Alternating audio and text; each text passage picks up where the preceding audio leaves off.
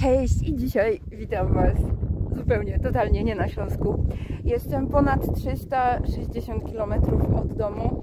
Jestem w Bieszczadach i to jest lekki vlog majówkowy.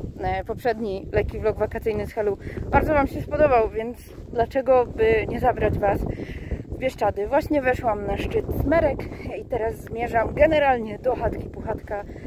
No, bawię się super, ale też garść faktów geologicznych Wam się należy.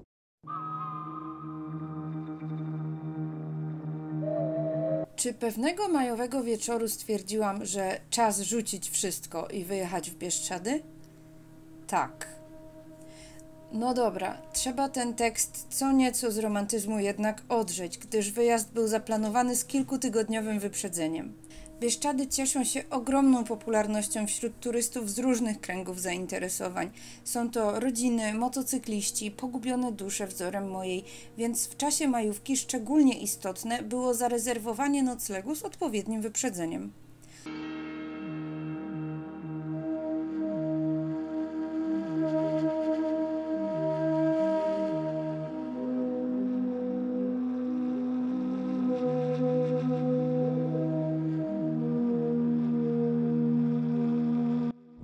Wierzyć lub nie, ale ja mam 39 lat za parę tygodni i pierwszy raz jestem w Bieszczadach. Naprawdę, nie wiem dlaczego tak się żyćko ułożyło, ale tak właśnie jest. No i miejsca, które od wielu lat są bardzo polubione przez turystów, zwłaszcza przez młodzież, czyli baza Ludzi z Mgły. Tam wczoraj byłam pierwszy raz. I to już jest kolejny właściciel, więc tutaj Andrzej, który jest stałym bywalcem, jeszcze powiada, że to już nie ten sam klimat. No i chatka Puchatka, do której zmierzamy, też jest po remoncie i jest nowy właściciel. No ale ważne, że jestem. Muszę powiedzieć, że spanie w starej daty drewnianym domku w wetlińskim ośrodku przekształconym z perelowskiego zakładowego ośrodka wypoczynkowego było strzałem w dziesiątkę. Dosłownie spanie, gdyż poza snem grzechem byłoby pozostawanie w środku. Domek miał także jedną intrygującą właściwość, a mianowicie niczym ziemianka utrzymywał przeszywający do kości chłód, o którym później, w lipcu tego samego roku, snułam nieprzyzwoite wręcz fantazje. Nocne wycieczki, których trasa wiodła od pawilonu kąpielowego do domku, były źródłem wielu cennych refleksji, na przykład kurwa, ale zimno. Takiego klimatu brakowało mi już od miesięcy. Wzorem klasycznego utworu KSU postanowiłam ruszyć gdzieś w Połoniny, takie, których nie znam przecież z mojej ziemi ojczystej. Na terenie Polski Połoniny kojarzone są najczęściej z Bieszczadami, jako lokalne nazwy zbiorowisk muraw alpejskich i subalpejskich wykształconych ponad górną granicą lasu w Karpatach Wschodnich. Tak orzecze ciocia Wikipedia. Ciekawa jest etymologia tego słowa, stanowi bowiem zapożyczenie ze wschodniosłowiańskiego języka rusińskiego. Forma zachodniosłowiańska brzmiałaby płonina. Oznacza dokładnie to, co widzicie, czyli płony, pusty, nie nadający się do uprawy roli obszar. Naszym pierwszym celem była absolutna klasyka turystyki, czyli Połonina Wetlińska. Nad kilkuwierzchołkowym masywem góruje szczyt Smereka, oddzielony przełęczą imienia Mieczysława Orłowicza. Poniżej 1050 metrów masyw porastają lasy bukowe. Wyjście na uczesane przez wiatry gołe szczyty Połonin to niesamowite przeżycie. Żałuję, że nie mogę tego pierwszego razu przeżyć po raz drugi.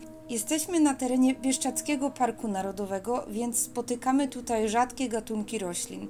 Na przykład lepnicę karpacką, tocję karpacką, tojad bukowiński, tojad wschodniokarpacki i inne. W okolicy Połoniny Wetlińskiej wypasano dawniej woły i jałówki.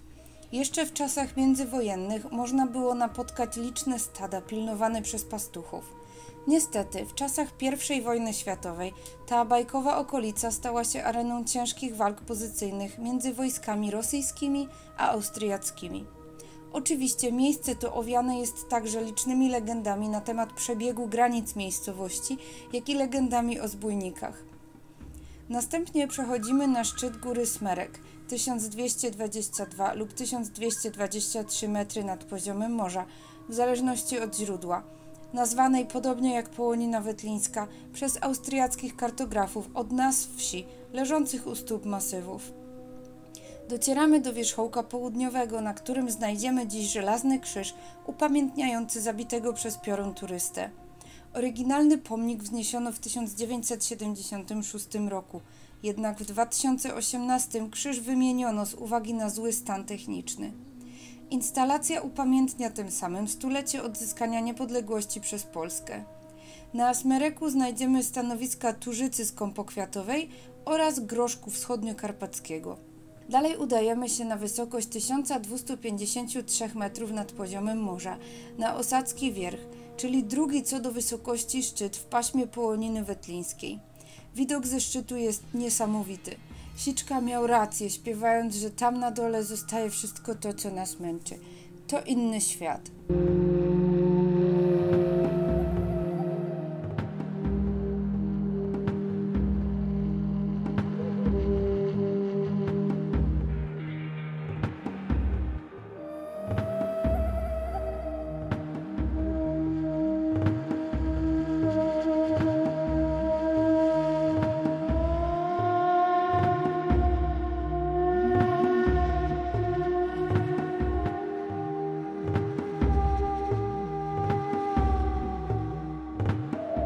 Na wysokości 1228 metrów nad poziomem morza znajdziemy schronisko Chatka Puchatka, będące najwyżej położonym bieszczackim schroniskiem.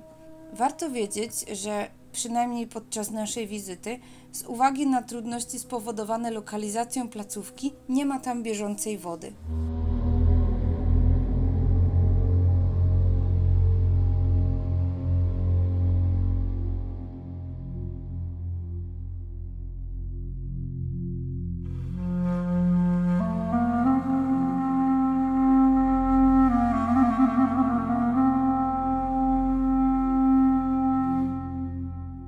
Zostawiam już w tle Chatkę Puchatka.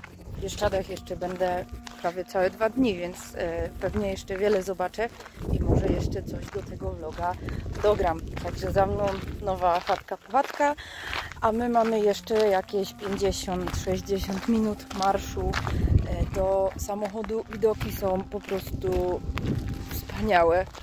No i teraz wracamy na równie wspaniały dół, na ciepłe jedzonko.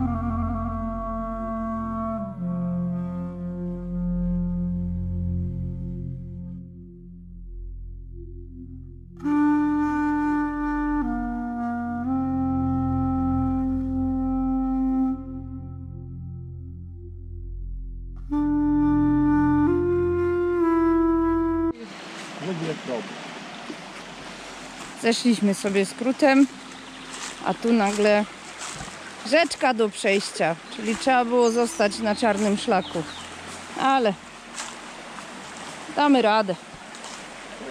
Taka rzeczka to nie rzeczka. Tak, mogę iść. Kolejny dzień rozpoczynamy w osadzie Wołosate, która w latach 1977-1981 nosiła nazwę Roztoka. To właśnie tutaj rozpoczyna się główny szlak beskidzki, chociaż popisowo zapominamy wykonać fotografii początku szlaku. Poprawimy się kolejnym razem. Warto dodać, że jest to najdalej wysunięta na południe zamieszkana miejscowość w Polsce. Czuć tutaj historię i klimat tak inny od mojego rodzimego Śląska. Wzmiankowana jeszcze w XVI wieku wieś prawa wołoskiego została dwukrotnie spalona przez Touchajów, czyli karpackich zbójców łupiących kupieckie karawany. W 1711 miejscowość została zniszczona przez szwedzką armię pod przywództwem generała Magnusa Steinbocka. Z kolei 30 kwietnia 1849 roku odnotowano napaść węgierskich huzarów na Wołosate. W czasie I wojny światowej, zimą 1914 i 1915 roku, wieś była miejscem walk pozycyjnych. Oprócz Polaków liczną grupę etniczną stanowili Bojkowie. Z kolei podczas okupacji nazistowskich Niemiec lokalni mieszkańcy protestowali przeciwko otrzymywaniu tzw. kenkart ukraińskich, czyli dokumentów tożsamości wydawanych przez okupanta.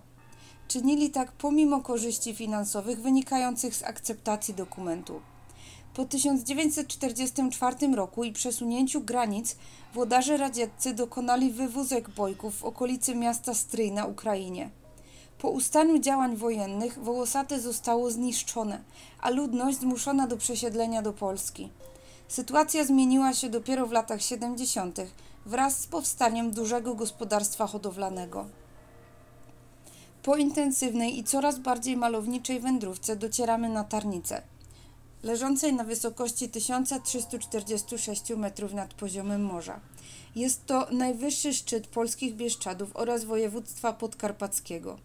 Dla mnie był to kolejny zdobyty szczyt Korony Gór Polski. Charakterystyczna sylwetka szczytu widoczna była już z Wołosatego, a każdy krok stawiany po kamienistej ścieżce i każde spojrzenie na roztaczającą się panoramę było absolutnie mistycznym przeżyciem.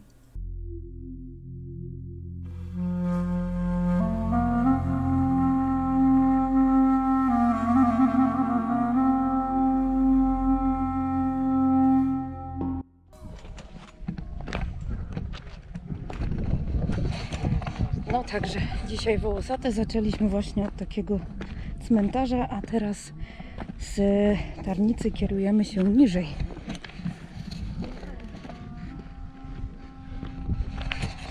Widoki są totalnie zjawiskowe. No i w zasadzie kierujemy się z powrotem do Wołosatego, bo dzisiaj akurat robimy pętlę. Bardzo dużo ludzi jest naprawdę na szlaku. No ale w końcu majóweczka. W języku rumuńskim słowo Tarnita oznacza siodło, przełęcz, a z niego właśnie wywodzi się nazwa góry. A dokładnie od ostro wciętej w grzbiet przełęczy o wysokości 1286 metrów nad poziomem morza. Warto dodać, że na Tarnicy znajdziemy siedliska rzadkiego gatunku rośliny, zarazy macierzankowej. Ruszamy w dalszą drogę, schodząc w stronę cudownej, malowniczej przełęczy Goprowskiej, 1160 metrów nad poziomem morza. Dawniej nazywano ją Rowinią Jackową lub Przełęczą Tarnicką. Współczesna nazwa obowiązuje od 1 stycznia 2009 roku, chociaż nominalnie jest już nieaktualna. Pochodzi od funkcjonującego pod Przełęczą, konkretnie w Dolinie Wołosatki, posterunku GOPR, który zakończył działalność w 2010 roku z uwagi na poprawę mobilności ratowników, mniejszą liczbę wypadków w rejonie, jak i niewystarczające środki finansowe.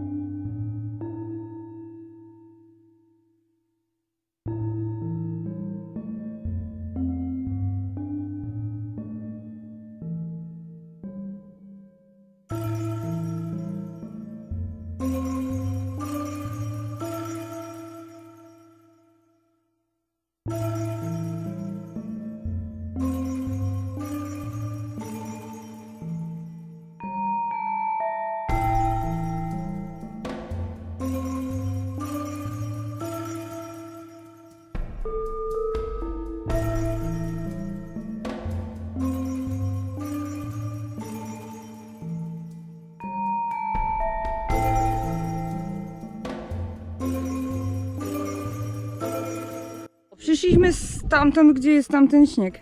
Krzyż, no. I krzyż, no. Przeszliśmy całą tą drogę. Idziemy tam. Dzisiaj nie zrobię zdjęcia. Zrobię. Wkrótce wita nas szczyt góry Halicz, położony na 1333 metrach nad poziomem morza. To trzeci pod względem wysokości szczyt polskich Bieszczadów, jak i w całych Bieszczadach Zachodnich. Dawniej na porastającej szczyt Połoninie Bojkowie trudnili się wypasem wołów. Węgierskie kroniki podają, że w średniowieczu zbiegały się tutaj granice Polski, Rusi i Węgier. Mówi się także, że Halicz był miejscem urzędowania beskidzkich zbójów. W czasie walk z oddziałami UPA to właśnie tutaj odbywały się egzekucje mieszkańców okolicznych wsi, którym udowodniono związki z polskim wojskiem. Banderowcy zbudowali na szczycie szubienicę, na której wieszano ofiary egzekucji. Dzisiaj jest to spokojne miejsce, gdzie możemy napotkać stanowiska endemicznego wilczomlecza karpackiego, jak również arniki górskiej, habra kociego, tojadu bukowińskiego i innych rzadkich roślin. Istnieje także szansa spotkania z bardzo sympatycznym mieszkańcem Halicza, czyli darniówką zwyczajną. Z Halicza przechodzimy na rozsypaniec. Zależnie od źródła jego wysokość to 1280 lub 1282 metry nad poziomem morza. Jego zbocza pokrywają charakterystycznie rozsypane skałki, stąd też jego urocza nazwa. W końcu docieramy na przełęcz bukowską, czyli na wysokość 1107 metrów nad poziomem morza, która doprowadzi nas z powrotem do Wołosatego.